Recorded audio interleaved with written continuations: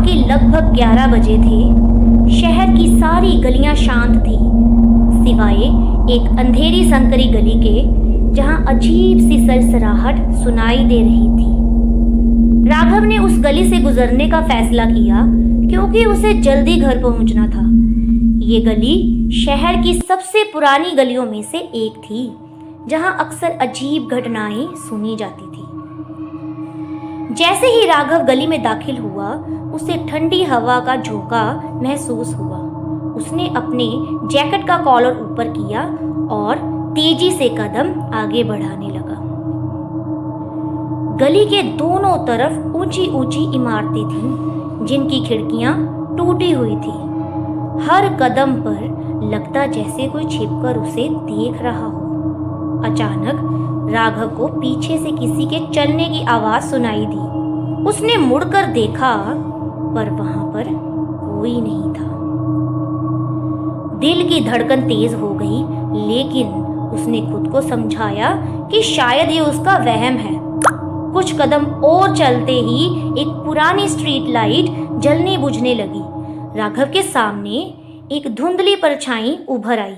वो रुक गया और ध्यान से देखने लगा। वो परछाई धीरे धीरे आकार लेने लगी और अचानक से एक औरत की आकृति में बदल गई। उसकी आंखें बिल्कुल लाल थी। राघव ने दौड़ने की कोशिश की, लेकिन उसके पैर जैसे जमीन में जम गए हों। वह चीखना भी चाहता था, लेकिन आवाज भी नहीं निकल रही थी। वह औरत धीरे धीरे उसकी तरफ बढ़ने लगी। उसके पैरों के नीचे की जमीन से अजीब सी आवाजें आ रही थी, जैसे सूखी पत्तियां कुचल रही हो। उसके होश उड़ चुके थे। उस औरत ने उसे पकड़कर हवा में उठा दिया। राघव ने उसकी लाल आंखों में झांका और उसे महसूस हुआ जैसे उसके शरीर से सारी शक्ति खींची जा रही हो। धीरे धीरे उसकी नजर धुंधली होने लगी और वह जमीन पर गिर पड़ा। सुबह होते ही लोग उस गली से गुजरे तो उन्होंने राघव को बेहोश पाया।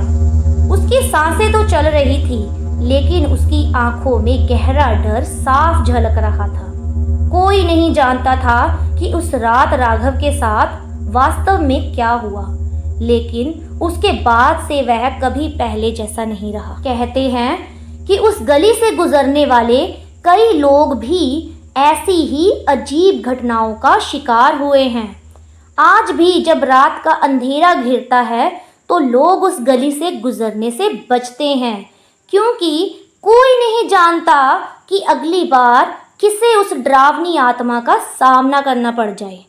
सो फ्रेंड्स, अगर आपको हमारी वीडियोस अच्छी लगे तो please like, share and subscribe जरूर करें। Thank you.